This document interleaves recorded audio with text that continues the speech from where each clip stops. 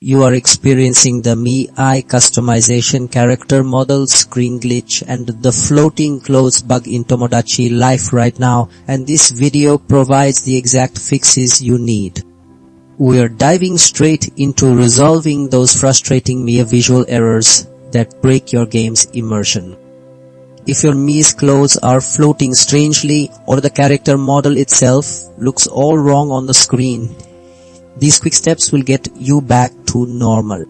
First, we'll access the game settings, find the Mii editor, select the affected Mii, and then reset its entire appearance, applying and saving the changes before restarting Tomodachi Life.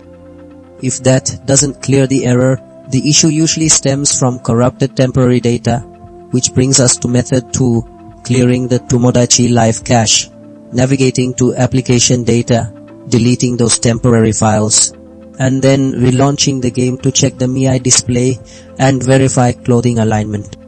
Sometimes, the simplest solution is to create a completely new Mii. So for method 3, we'll launch Tomodachi Life, enter Mii creation, select a new Mii, customize it, save it, and then replace the old Mii to observe its appearance.